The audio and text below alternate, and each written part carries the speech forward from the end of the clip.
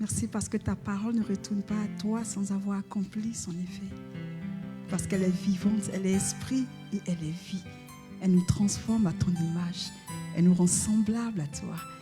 Elle nous donne d'être près de ton cœur et d'entendre ton cœur. Elle nous donne, Seigneur, de t'aimer encore plus. Sois béni parce que cette parole, elle nous fait du bien. Elle nous transforme. Elle nous renouvelle. Nous te célébrons au nom de Jésus-Christ. Amen. On va passer à la parole.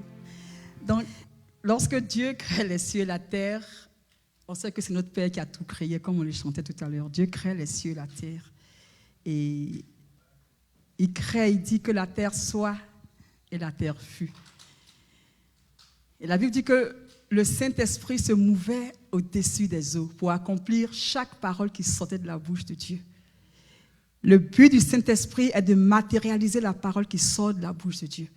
Et c'est pour ça qu'il est au commencement. Alors Dieu dit que la terre soit et la terre fut. Donc la vision de Dieu pour l'humanité, pour créer le monde, s'est passée exactement comme il le voulait. Que la terre soit et la terre fut. Que le ciel soit, les étoiles, tout s'est passé exactement comme il le voulait. Et la Bible dit, après il dit, Dieu vit que cela était bon. Dieu était satisfait de son œuvre. Il a aimé son œuvre. Et maintenant il dit, faisons l'homme à notre image, à notre ressemblance. Mais là un problème se pose. Le problème c'est que l'homme créé selon la ressemblance de Dieu ne vit pas selon son image. Et la fin, on la connaît. Alors, contrairement à la création du monde qui s'est passée sans aucun problème, la nature a obéi à la voix de Dieu. Exactement. L'homme que Dieu crée à son image, quelque chose se passe. Et ça ne se passe pas pareil.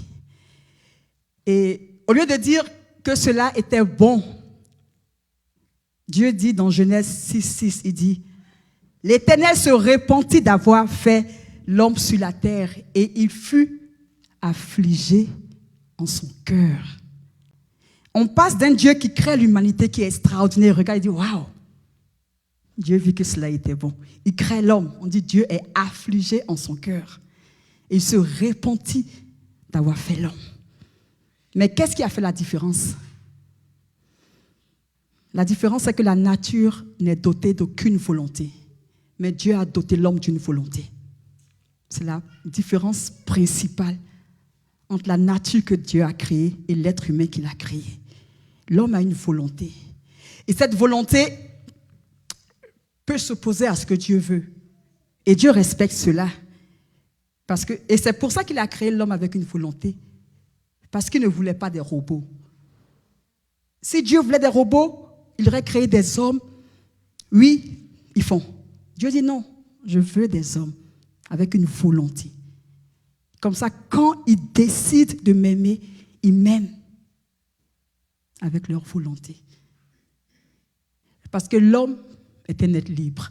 Et surtout, l'amour ne force pas. Là où il y a l'Esprit de Dieu, il y a la liberté.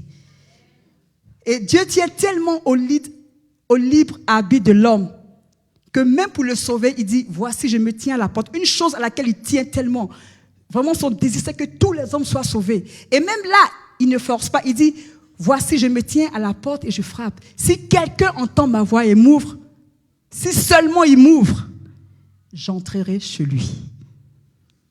Il ne force pas. Il agit toujours avec la volonté de l'homme. En fait, il veut une collaboration. Mais quelle est la vision de Dieu lorsqu'il crée l'homme? Il dit, faisons l'homme à notre image, selon notre ressemblance. Alors, le désir profond de Dieu, le désir de son cœur, dès qu'il crée l'homme, le désir, c'est que l'homme soit à son image. Et ça ne s'est pas passé comme ça. Alors, des années plus tard, dans le Nouveau Testament, il envoie son fils. Et on reprend le même scénario.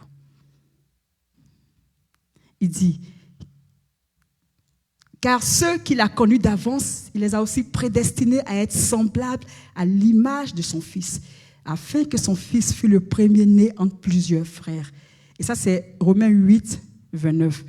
On voit qu'avec Adam et Ève, il est créé à son image. Avec Jésus, il dit, OK, soyez à l'image de votre frère Jésus-Christ. C'est réellement le cœur de Dieu. Ce que Dieu veut au-delà de tout, c'est que toi et moi soyons à son image. De la même façon qu'il voulait qu'Adam et Ève soient à son image, ça n'a pas changé. C'est comme ça qu'il veut que toi et moi soyons à son image. Il dit, je vous ai appelé, je vous ai sauvé pour que vous soyez semblables à l'image de mon Fils. Et ça, c'est sa vision première pour nous. Être à l'image de son Fils. Il est très important qu'on le comprenne parce que c'est le sens de la vie chrétienne. Tout ce que Dieu fait dans nos vies, sur cette terre, a un seul but. C'est qu'on soit à l'image de son Fils. C'est vraiment son cœur pour nous. Il veut tellement que nous soyons transformés de gloire en gloire. Et que la Bible dit, car nous tous, le visage découvert, contemplant comme dans un miroir la gloire du Seigneur, nous sommes transformés en la même image, de gloire en gloire, comme par le Seigneur l'Esprit. Nous sommes transformés de gloire en gloire pour être semblables à Christ. Nous sommes le temple qu'il bâtit pour sa gloire. Et c'est pour ça qu'il nous appelle son temple. Et c'est réellement la vision de Dieu pour toi et moi. Mais comme on l'a vu, il faut notre volonté. Dieu ne va pas nous forcer à ce qu'on soit semblable à l'image de son Fils. Jamais. Il ne force pas. Il ne force tellement pas que Jésus dit dans Jean 17, 18, et j'aime tellement cette phrase, il dit, « Le Père m'aime parce que je donne ma vie pour la reprendre ensuite. Personne ne me l'enlève, mais je la donne de moi-même. J'ai le pouvoir de la donner et j'ai le pouvoir de la reprendre. Tel est l'ordre que j'ai reçu de mon Père. » Même avec Jésus, pour sauver l'humanité, il donne le choix à Jésus. C'est vraiment extraordinaire. Le principe de Dieu, c'est qu'il ne force pas. Et c'est contraire aux agents du diable, parce que le diable les force à faire des choses qu'ils ne veulent pas faire. Et c'est ça la grande différence. Dieu nous aime, il ne nous force pas. Et je pense que je l'ai déjà raconté ici une fois quand j'apportais la parole. Je vais le dire encore, on était à Boston, on a recueilli un sataniste. Un vrai sataniste, hein. C'est pas un vrai sataniste. Et il y a une chose qui le dérangeait, il s'appelait Nathan. Il dit, tu sais Clarisse, quand nous on va, parce que Halloween durait 1 mois avec eux. Il dit, tu sais, quand nous on va dans nos temples là, pour adorer notre maître, les filles, leur robe arrive ici. Tu n'as même pas le droit de montrer ta chair dans sa présence. Il dit, mais la révérence avec laquelle on se tient dans la présence de notre maître. Ah non. Mais vous, je vous vois, je vois des chrétiens même, ils sont à l'église sur leur téléphone, ils disent, nous, dans la présence de notre maître. Ah non, tu peux pas. Ça m'avait tellement touché, je ne vais jamais oublier ça. Et ça le dérangeait beaucoup, ça le dérangeait énormément. Parce qu'il ne comprenait pas comment on pouvait. Et il m'a dit, ou bien vous ne croyez pas qu'il est majestueux, ou bien il ne l'est pas, parce que moi je ne comprends pas, Clarisse, explique-moi. Et qu'est-ce que tu réponds à ça en tant que chrétien? Mais c'est vrai. On respecte son Père.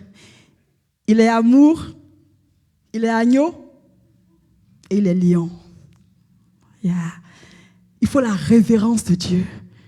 Il faut la révérence. Il faut vraiment qu'on le vénère. Et c'est cette liberté qu'il nous donne parce qu'il nous aime tellement. Alors Dieu dit à Moïse, bâtis-moi un temple. Mais il prend soin de rajouter encore. Il dit dans Exode 25, 2, il dit, parle aux enfants d'Israël et qu'on prenne une offrande pour moi. Alors là, c'est pour bâtir son temple. Il dit, vous prendrez mon offrande de tout homme dont le cœur me l'offrira volontairement, de bon cœur. Et ça, c'est avec Moïse, avec la construction du temple. Plus tard, lorsque Salomon doit bâtir encore le 2e temple, on va lire 1 Chronique 29, 6 à 9. Et je lis, les chefs des maisons paternelles, les chefs des tribus d'Israël, les chefs des milliers et de centaines et les intendants du roi firent volontairement des offrandes. Ils donnèrent pour le service de la maison de Dieu 5000 talents d'or, 10 000 darics. Et ensuite, au verset 8, on dit, ceux qui possédaient des pierres les livraient pour le trésor de la maison de l'Éternel. Au verset 9, le peuple se réjouit de leur offrande volontaire. Car c'était avec un cœur bien disposé qu'il les faisait à l'Éternel. Et le roi David en eut aussi une grande joie. au verset 17, il dit David, « Je sais, ô mon Dieu, que tu sondes les cœurs et que tu aimes la droiture. Alors je t'ai fait toutes ces offrandes volontaires dans la droiture de mon cœur. Et j'ai vu maintenant avec joie que ton peuple qui se trouve ici t'offrir volontairement ses dons. » Alors, on a vu que pour bâtir, il y a eu 2 temples qui ont été construits dans la Bible. L'ancien sous Moïse et puis un autre sous le fils de David. À chaque fois, Dieu a un principe. Pour bâtir mon temple, je ne veux pas n'importe quel don. Je veux des dons volontaires. Dieu prend plaisir lorsque nos cœurs, on lui donne quelque chose avec amour, volontairement. Et aujourd'hui, toi et moi sommes le temple de Dieu, n'est-ce pas? Mais Dieu n'a pas changé. Il veut toujours une offrande volontaire. On est le temple qu'il est en train de bâtir de gloire en gloire. Mais c'est pareil, le même principe demeure. Je veux une offrande volontaire pour bâtir un temple. Mais est-ce que pour bâtir nos temples, qu'est-ce qu'on lui donne? On ne donne pas l'argent, on ne donne pas de l'or. On lui fait une offrande volontaire, comme il a fait avec Moïse. Et c'est quoi cette offrande volontaire? Il demande l'offrande de notre volonté. Notre volonté offerte à Dieu. Parce que vous savez que c'est la volonté qui fait l'homme. Hein? Tout ce que nous sommes se trouve dans notre volonté. Notre désir, la capacité de désirer, de vouloir, d'obéir, tout est dans la volonté de l'homme. Et ça, c'est l'âme de l'homme. C'est ça qui fait l'homme, en fait. Parce que tout est dedans. Et c'est ce que Dieu demande. L'offrande de notre volonté. Parce qu'il faut que le temple soit bâti à la perfection. Nous avons nos plans, nous avons nos projets, nos rêves auxquels on tient. Et souvent, tout ceci va à l'encontre de Dieu. Alors, notre volonté doit être offerte volontairement au Père. Il faut le don de notre volonté. Il nous donne et nous lui offrons. C'est très, très important. Tant que notre volonté n'est pas offerte au Père. Et c'est pour ça que Paul dit, offrez vos corps comme un sacrifice vivant sur l'autel. Et après, il dit, pour que vous sachiez quelle est la volonté parfaite de Dieu.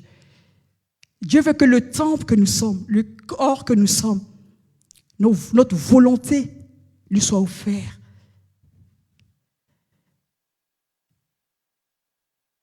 Alors, il dit, vraiment, je veux ta volonté. Parce que je veux que tu sois bâti exactement comme je le veux. Parce qu'aujourd'hui, c'est toi, mon temple. Offre-moi ta volonté, mon enfant. Et c'est une prière, en fait. Vous savez, comment est-ce qu'on offre sa volonté à Dieu? C'est un désir. C'est le désir d'un enfant qui veut tellement plaire à Dieu, qui a compris que le cœur de Dieu, c'est que son être entier soit réellement au Seigneur. Et c'est une prière qu'on fait. C'est comme une alliance, n'est-ce pas? Tu viens, tu dis, Père, et tu fais une prière. Tu es seul avec Dieu. Et de tout ton cœur, tu lui parles. Tu dis, Seigneur, je sais que le désir de mon cœur, c'est que je sois créé à l'image de ton Fils.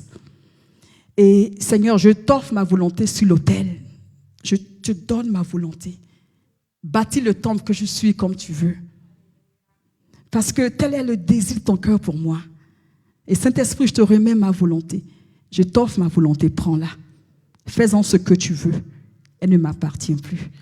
Frères et sœurs, c'est une prière dangereuse. C'est une prière dangereuse. Elle est dangereuse parce qu'elle coûte. Ah ouais, c'est pas une petite prière. C'est une grande prière. Et Jésus a fait cette même prière, n'est-ce pas?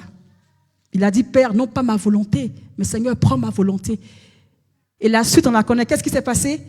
Il a fini à la croix. Personne ne fait cette prière et reste vivant. Il n'y a pas d'enfant de Dieu qui fasse cette prière qui reste vivant. Il y a une mort qui s'ensuit. C'est pourquoi beaucoup d'enfants de Dieu n'aiment pas faire cette prière-là. Parce qu'elle coûte, frères et sœurs, écoute, elle est dangereuse.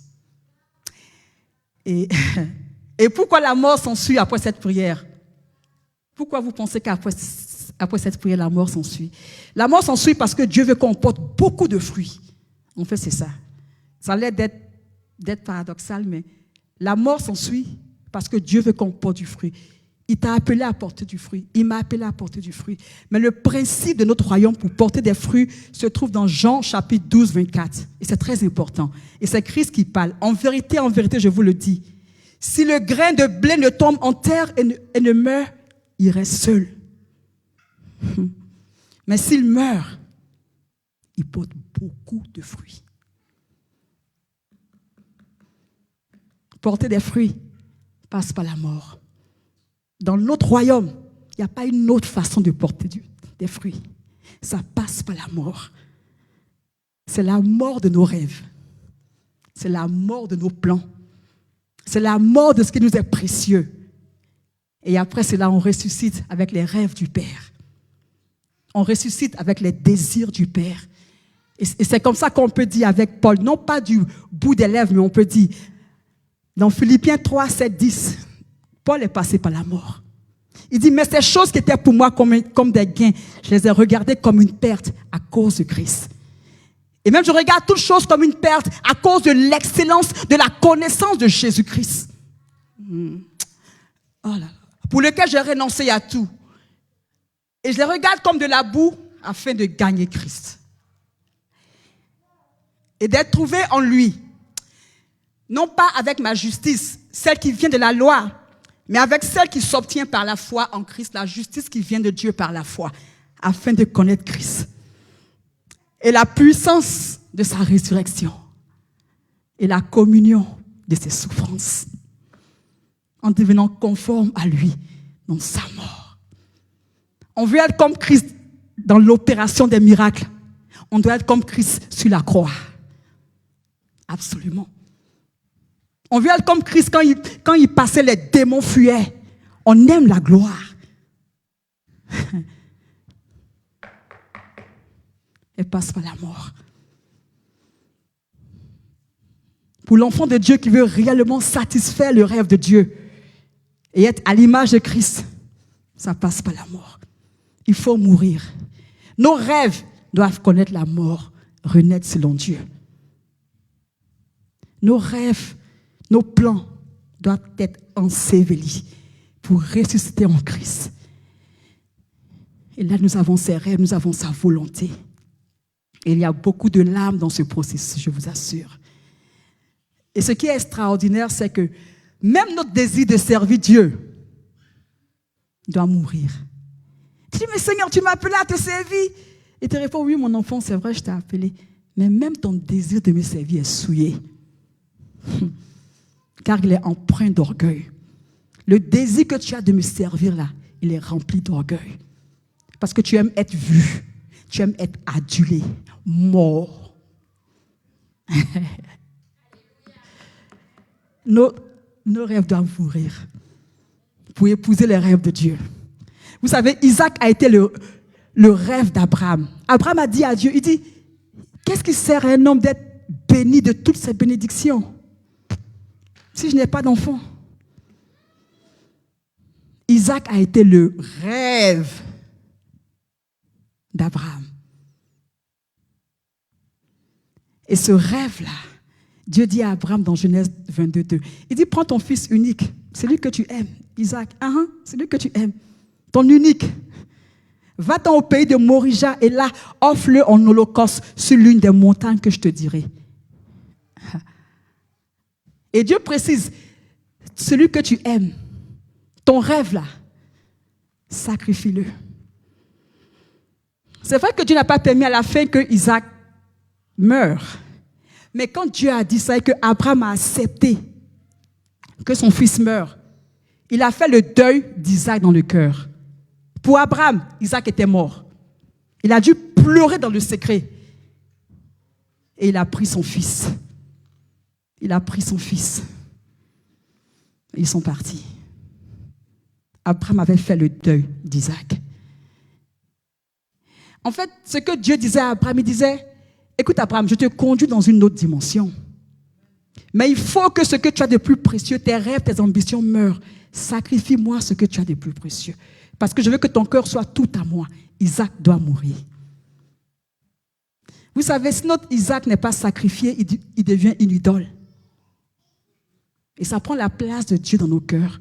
Or, le Père veut notre cœur tout entier à lui, sans partage. Après le sacrifice d'Isaac, qu'est-ce que Dieu dit à Abraham?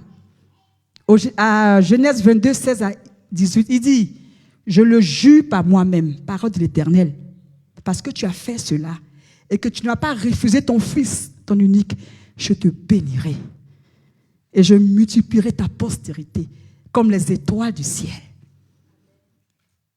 Et tu posséderas la porte de tes ennemis. Toutes les nations de la terre seront bénies en toi parce que tu as obéi à ma voix.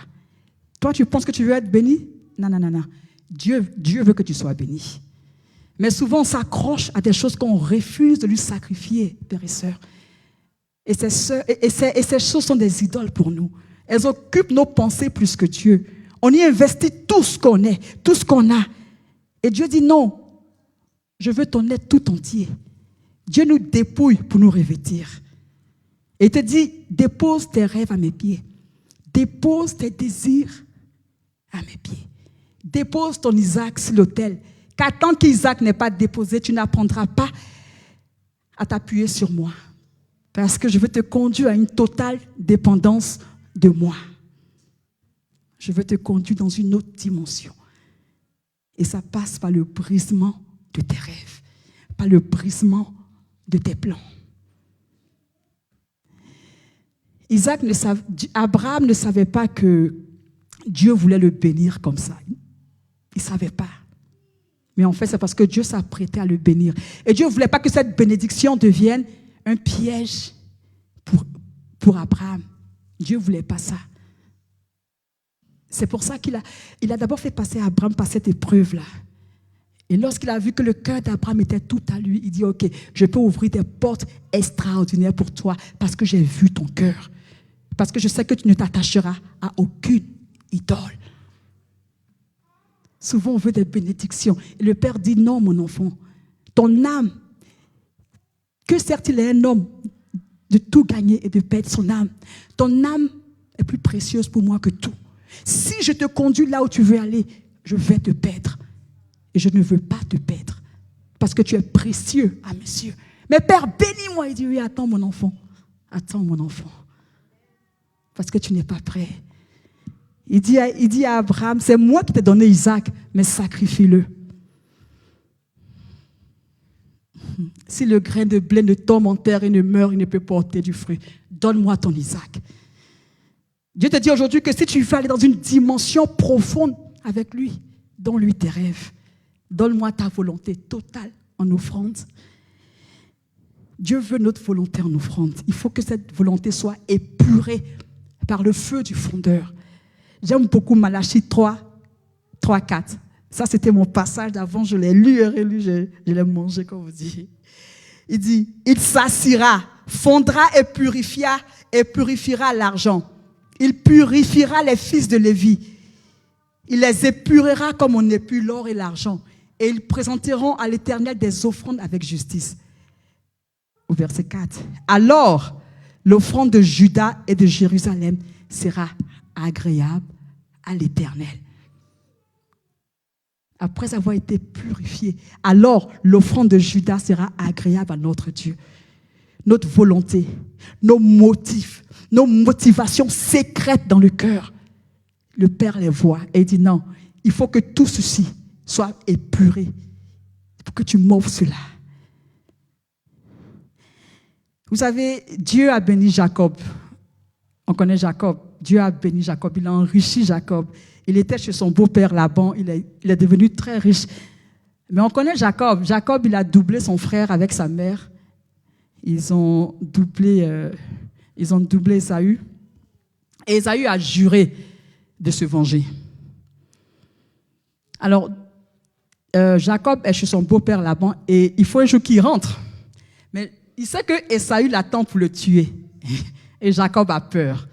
Et la Bible dit dans Genèse 32, 4 à 8. Donc, quand il part avec ses épouses, avec toutes ses richesses, on lui dit, ton frère t'attend, il veut te tuer.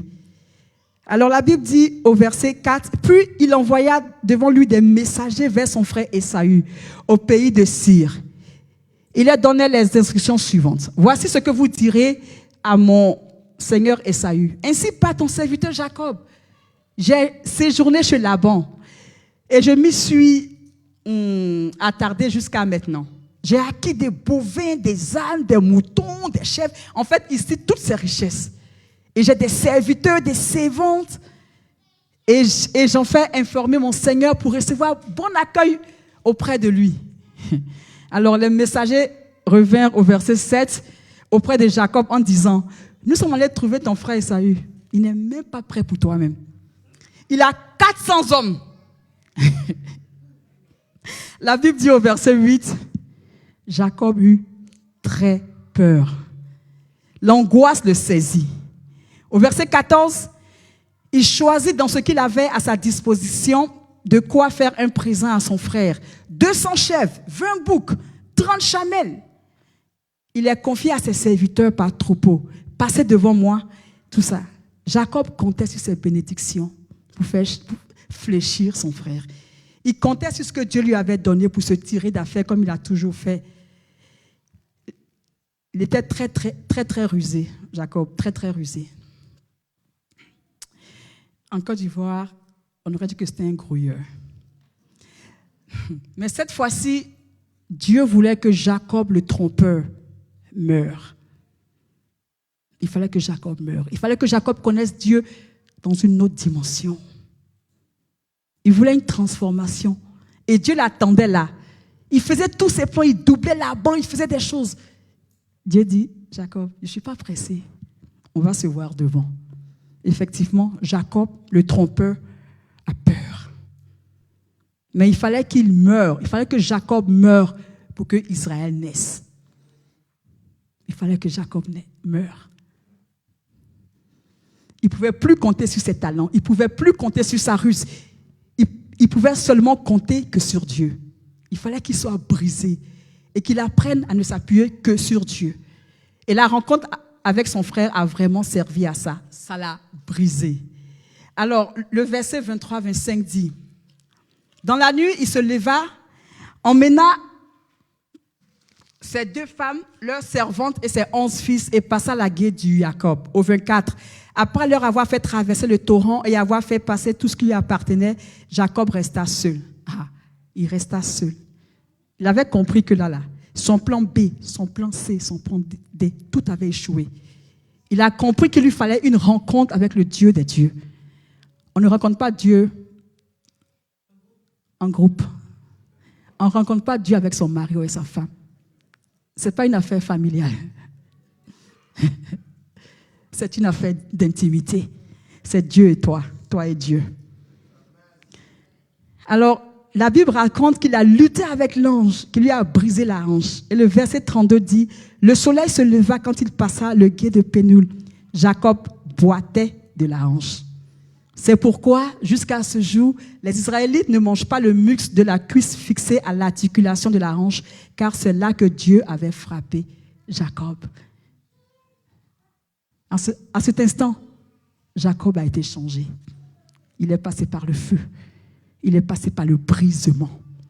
Jacob n'était plus le même. Il est devenu Israël. Il a compris que c'est dans sa faiblesse que Dieu devient fort. Il a compris que la puissance de Dieu repose dans notre faiblesse. Parce que c'est quand je suis faible que je suis fort. Son nom a été changé. Son histoire a été changée. Il était toujours aussi riche, bien sûr. Mais je suis sûr qu'il portait un regard différent sur ses richesses. Il portait un regard différent sur tous ces biens qu'il avait acquis. C'est dans le brisement que notre histoire est faite. Vous savez, les projets que Dieu a pour nous sont beaucoup plus grands que nos projets pour nous-mêmes. Il faut vraiment qu'on le croie. Vous savez, il y a aussi un grand rêveur de la Bible qu'on connaît tous. Il s'appelle Joseph. Et on va lire un peu son histoire. Alors, Genèse 37, 5, 9 dit, « Joseph fit un rêve et le raconta à ses frères qui ne l'en détestèrent que davantage. Il leur dit, en effet, écoutez, je vous prie, ce songe que j'ai eu, nous étions en train de lier des gerbes dans les champs. Soudain, ma gerbe s'est dressée et s'est tenue debout, et les vôtres se sont placés autour d'elle et se sont prosternés devant elle. Et ses frères lui disent, pourrais-tu devenir notre roi et nous gouverner? Et le détestèrent encore plus. Au verset 9, il a eu encore un autre rêve qu'il raconte à ses frères. Et il dit, j'ai encore fait un rêve et j'ai vu le soleil, la lune et les 11 étoiles se prosterner devant moi. Et ça fatiguait ses frères. Des rêves de gloire.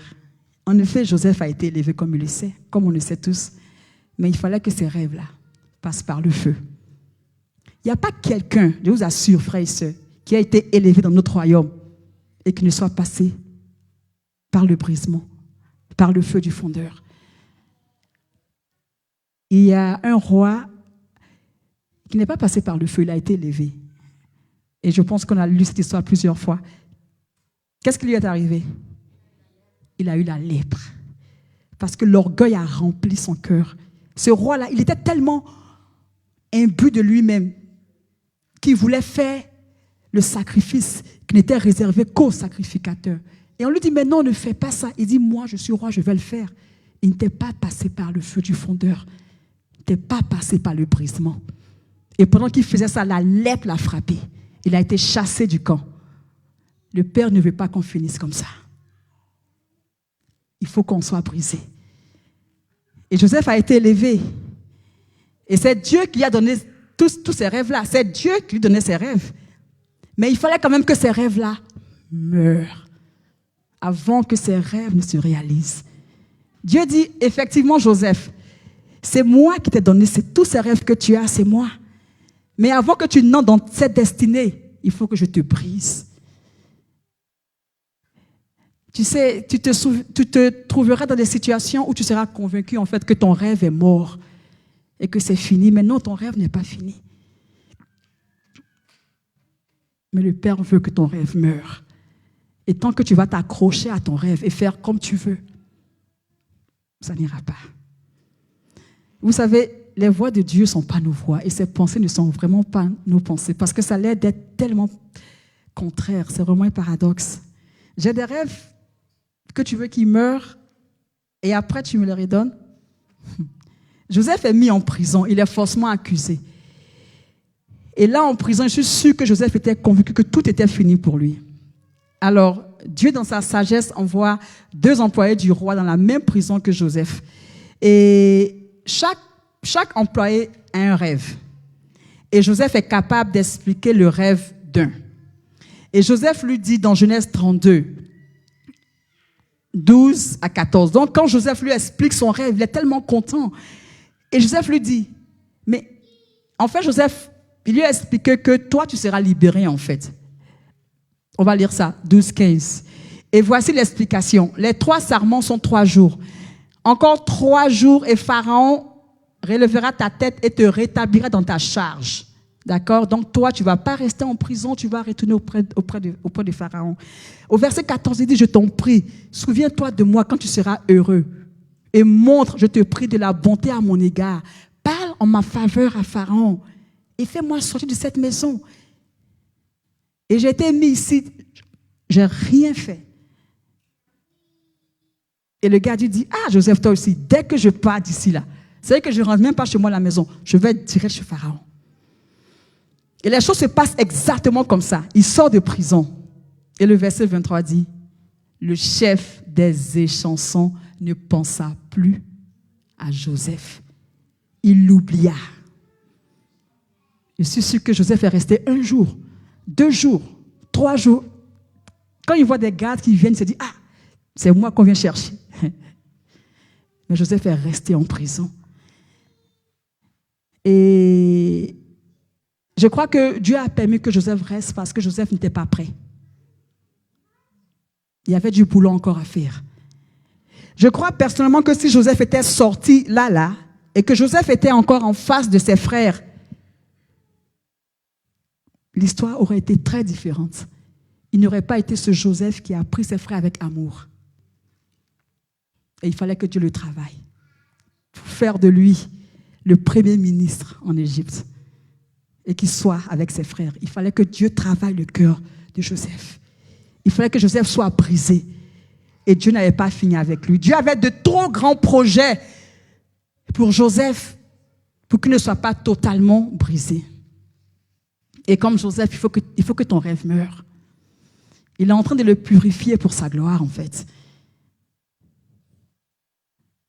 Encore, je le dis, nos rêves ne doivent pas devenir des idoles. Le Saint-Esprit le perfectionne pour la gloire du Père. Donne-lui tes rêves. Donne-lui vraiment tes visions. Donne-lui tes ambitions. On est tous des immigrés ici. Hein. On vient de chez nous, on vient de l'Afrique. Et on a tellement de grands projets, frères et sœurs. Et le Père dit, hey, c'est moi qui t'ai envoyé ici. C'est moi qui t'ai conduit ici. Doucement, mon enfant, donne-moi tes rêves. Donne-moi tes ambitions. Je sais où moi je te conduis. Je sais où je te conduis. Et mon rêve est encore plus glorieux que le tien. Ne t'accroche pas à tes rêves, à tes ambitions. Ne t'accroche pas à tes rêves. Que les rêves que tu as, que les ambitions que tu as ne deviennent pas ton tout. Il ne faut pas y déverser tout ton être entier. Parce qu'encore, Dieu ne veut pas nous perdre. Vous savez, ce monde est tellement bizarre. On court tellement après des choses qui n'ont pas de valeur. L'ancien Bana, il parlait du jeune, 24 ans. Il va se coucher. Il ne se réveille plus.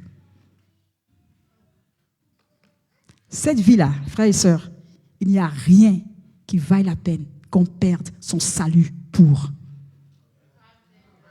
Il n'y a rien. Ce après quoi on court là, c'est du vent.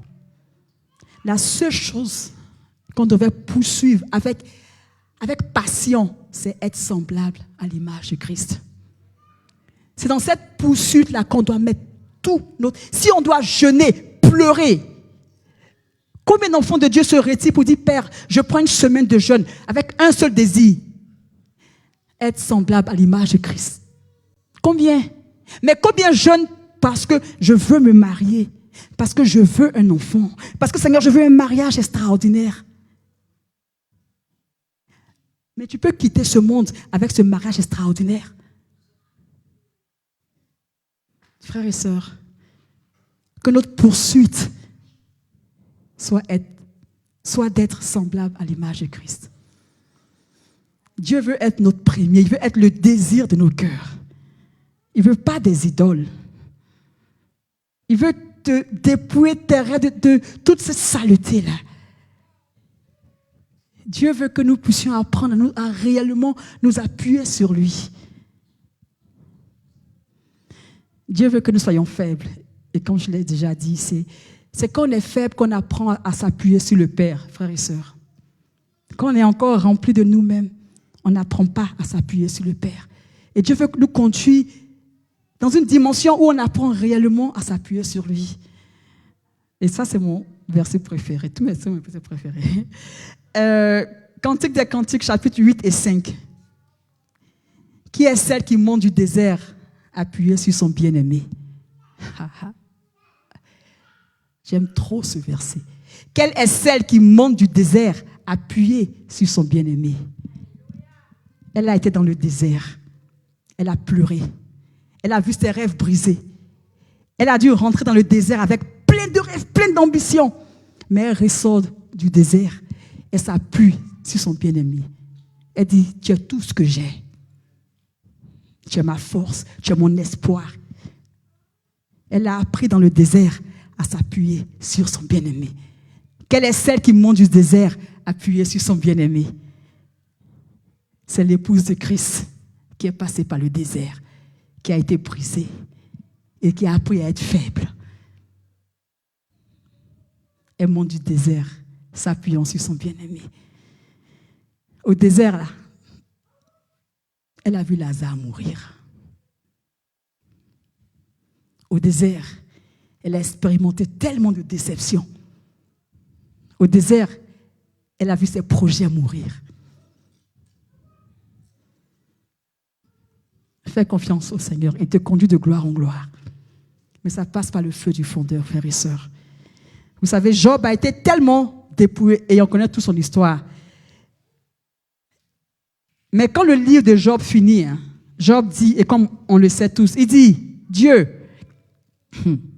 mon oreille avait entendu parler de toi. Mais Dieu, aujourd'hui, mes yeux t'ont vu.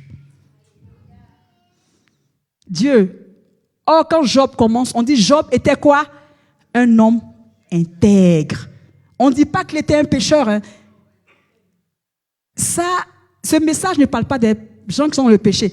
Si tu es dans le péché, abandonne ton péché. Ça, c'est notre message. Mais ça, c'est pour ceux qui veulent Dieu. Qui veulent vraiment connaître Dieu dans une dimension et qui ne jouent pas avec le péché. Parce qu'on ne joue pas avec le péché. On prend le péché, on l'abandonne. On dit Job était intègre. C'était un homme droit, intègre et droit. Mais Dieu voulait que Job le connaisse dans une autre dimension. Et on sait où Job est passé, par tout ce qu'il a traversé. Mais ce que j'aime, avant que le diable ne touche à Job, qu'est-ce qu'il a fait? La permission au père de Job. Ah non, tu n'attaques pas un enfant de Dieu comme ça. Dieu dit, en fait, le diable est là pour accomplir ce dessein de Dieu-là en nous. Dieu dit, ok, attaque-le, mais tu n'as pas le droit de toucher à sa vie. Le diable, il est soumis à notre Père. Si tu n'es pas dans le péché, si tu es dans le péché, là c'est autre chose. Tu quittes la coupole du Père, n'est-ce pas? Tu quittes sa protection. Et le diable te malmène. Ça c'est un autre débat. Mais quand tu n'es pas dans le péché, le diable ne peut pas te toucher, frères et sœurs. Les sorciers là, ils n'ont aucune autorité sur toi. Parce que tu marches dans la vérité de Dieu. Mais tu peux passer par des épreuves parce que le Père te conduit quelque part. Et il autorise l'ennemi à t'attaquer. Mais il veille. Il veille. Il veille sur toi. Il veille sur toi. Parce que Job a dit, Dieu, c'est comme ça tu es. Mes yeux t'ont vu. Et le Père a dit, Job, exactement, c'est là que je voulais te conduire. Et après, la fin du livre raconte tout ce que Job a eu, n'est-ce pas? Il a tellement été béni, plus qu'il n'allait été avant.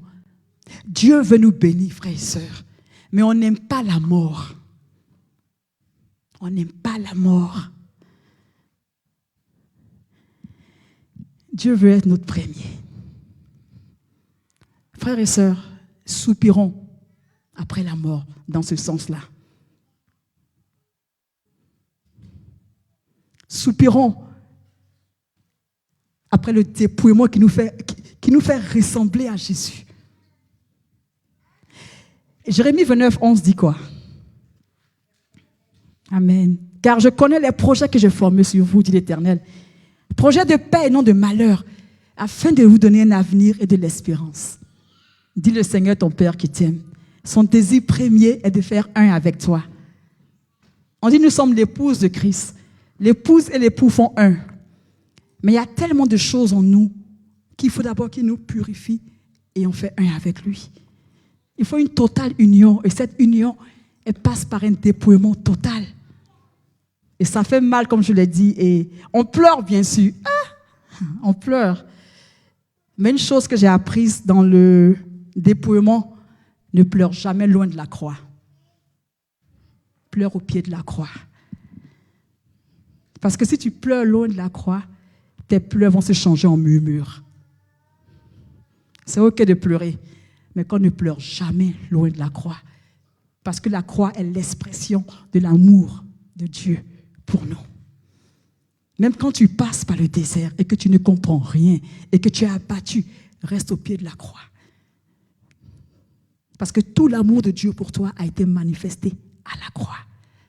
Reste au pied de la croix. Parce que c'est là où nos histoires sont transformées. C'est au pied de la croix. On ne pleure jamais loin de la croix. Parce que quand on pleure loin de la croix, on commence à murmurer. Ah mais Seigneur, il y a des années que je suis là. Oh Seigneur, c'est comme ça. Je ne te vois pas agir. Oh Seigneur, on pleure loin de la croix. Restons au pied de la croix. Nous savons du reste que toute chose concourt au bien de ceux qui aiment Dieu. Romains chapitre 8, 28, à partir du verset 28.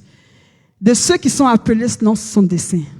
Car ceux qu'il a connus d'avance, Il les a aussi prédestinés à être semblables à l'image de son Fils, afin que son Fils fût le premier-né entre plusieurs frères.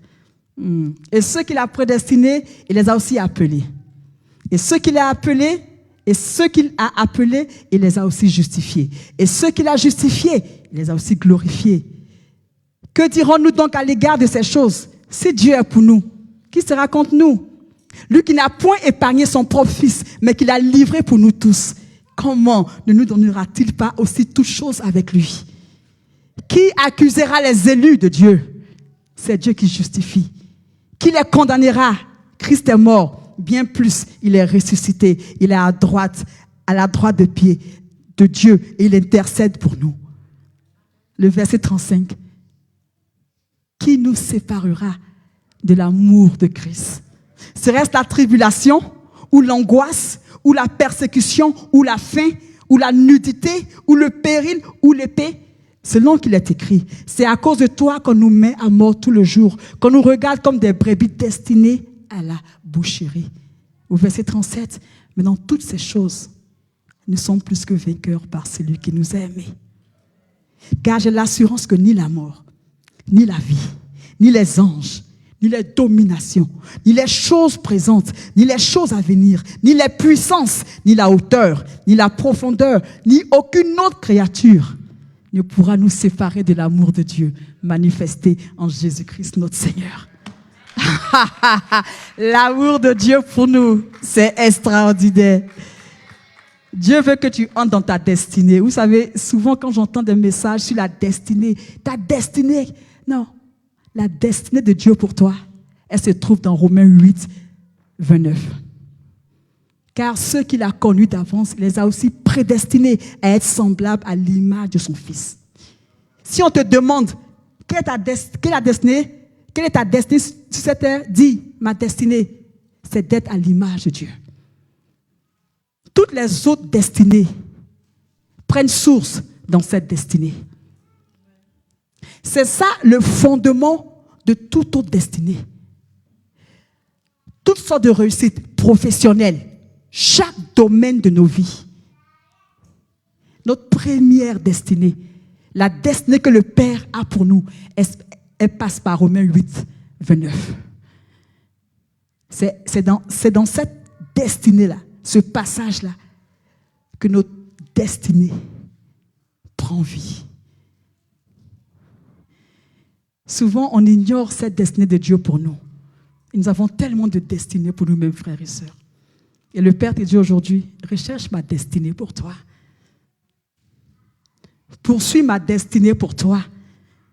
Et tu verras s'accomplir la grande destinée que moi j'ai pour toi. Car ta destinée, tes rêves, tout ce que tu as s'accomplissent dans ma destinée pour toi. Car moi, je connais les projets que j'ai pour toi, dit l'Éternel. Projets de paix et non de malheur, afin de te donner un avenir et une espérance. Fais-lui confiance. Tu ne sais pas où ta vie va en ce moment? Fais confiance au Père. Offre-lui ta volonté en sacrifice. Remets-lui ta vie. Remets-lui sincèrement ta vie. Souvent, on pense qu'on a remis vraiment nos vies au Seigneur. Mais non. Quand on a remis nos vies au Seigneur, ça ressemble à Paul et Silas, qui sont en prison. Pas parce qu'ils ont volé, parce qu'ils ont servi Dieu. Et ils sont flagellés. Et quand ils sont en prison, ils ont tellement une vie remise au Père que qu'est-ce qu'ils font? Ils commencent à louer ce même Dieu qui a permis qu'ils soient en prison. On ne sait pas ce que tu fais, on ne sait pas pourquoi on est en prison, mais on sait une chose, tes plans pour nous sont extraordinaires. Quand on a compris que notre destinée est en Jésus-Christ, même dans le feu du fondeur, on dit, Père, je ne comprends pas ce que j'ai fait, mais je sais une chose, je te fais confiance, parce que tu tiens ma vie dans le creux de ta main. Je veux que, Seigneur, ta vision devienne ma vision. Je veux que ton rêve pour moi devienne aussi mon rêve. Et comme je l'ai dit, ça passe par un brisement. Vous savez, le petit garçon qui n'avait que 3 pains et 5 poissons qu'il a donné au Seigneur, s'il s'était accroché à ces 3 pains et ces 5 poissons, ils n'auraient jamais été multipliés. Ils ont été multipliés parce qu'il les a pris et qu'il les a offerts au Seigneur de la multiplication. Et 3 pains et 5 poissons ont nourri une multitude. C'est comme ça le principe du royaume. Quand on veut porter beaucoup de fruits, quand on veut se multiplier, on prend le peu qu'on a et avec des pleurs s'il faut, mais avec un cœur, on dit, Père, je te remets le peu que j'ai. Je te le remets. Et là, je vous assure qu'il est multiplié pour sa gloire. Il est multiplié pour sa gloire. Si le grain de blé ne tombe en terre et ne meurt, il reste seul. Mais s'il meurt, il porte beaucoup de fruits. Tu es appelé à porter beaucoup de fruits. Fais confiance au Père. On va chanter I surrender all to you. I surrender all to you. On va le chanter. Tu vas le chanter de tout ton cœur. Tu vas dire, Père, je te remets. Je te remets ce que je suis. I surrender all to you.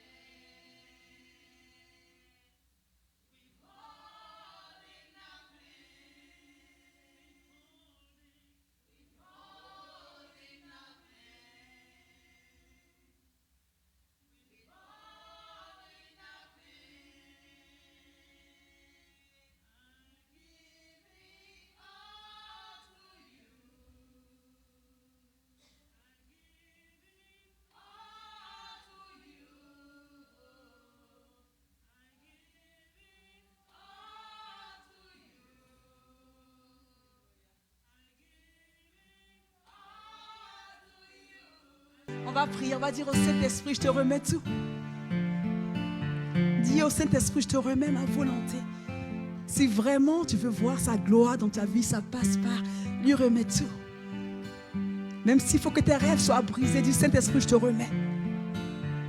Je te remets mes rêves, je te remets mes ambitions, je te remets tout ceci pour ta gloire. Parce que Père, je veux payer le prix pour entrer dans cette dimension dans laquelle tu me conduis. Parce que comme Job, je vais pouvoir dire, mes oreilles avaient entendu parler de toi, mais mes yeux t'ont vu aujourd'hui. On va prier, prie, dis Seigneur, je te remets, je te remets, je te remets, je te remets. Même si je ne comprends pas, Seigneur, je te remets. Seigneur, je m'abandonne entre tes mains. Seigneur, je m'abandonne totalement entre tes mains. Seigneur, nous nous abandonnons entre tes mains. Seigneur, nous te remettons tout. Et nous voulons, Seigneur, ton destin pour nous. Nous voulons ressembler à ton Christ, à Christ, nous voulons ressembler à ton Fils. Nous voulons être à l'image de Jésus. Parce que c'est ton destin pour nous. Ceux que tu as appelés, tu les as prédestinés à être semblables à l'image de Jésus-Christ. C'est notre destin. Tu nous as prédestinés à être semblables à l'image de Christ. Nous ne voulons pas rater ton destin pour nous. Nous ne voulons pas le rater, Seigneur. Nous ne voulons pas le rater, Seigneur. Nous voulons, Seigneur, ton destin, que ton destin s'accomplisse pour nous, que ton destin s'accomplisse pour nous, afin que nous soyons à l'image de Jésus-Christ, semblables à Christ, voir ce que Jésus voit, entendre ce que Jésus entend, être semblable à Christ. Parce que tu nous appelles dans une autre dimension avec toi. Et cette dimension passe par le brisement. Seigneur, cette dimension passe par des séparations qui font mal.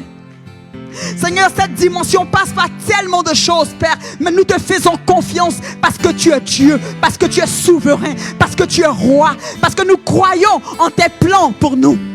Car ta parole dit, je connais moi les plans que j'ai pour vous. Seigneur, tu nous aimes. Nous nous soumettons à ta volonté. Nous nous soumettons à ta volonté. Nous nous soumettons à ta volonté. nous nous soumettons à la volonté de celui qui nous a aimés le premier. Et nous disons, Seigneur, tout pour toi. Tout pour toi. Alléluia, tout pour toi. Seigneur, nous te bénissons, nous te célébrons parce que tu nous as aimés le premier.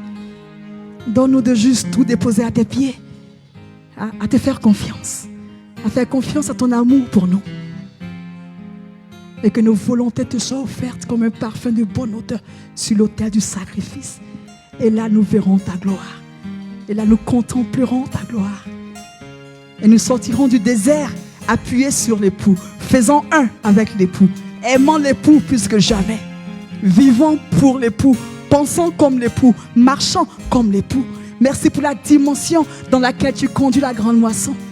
Et qu'en cette année, Seigneur, cette église ne soit plus la même. Je te remercie pour tes enfants, je te remercie pour nos vies. Nous t'aimons, nous te célébrons. Reçois la gloire, l'honneur et la puissance au nom de Jésus-Christ. Amen.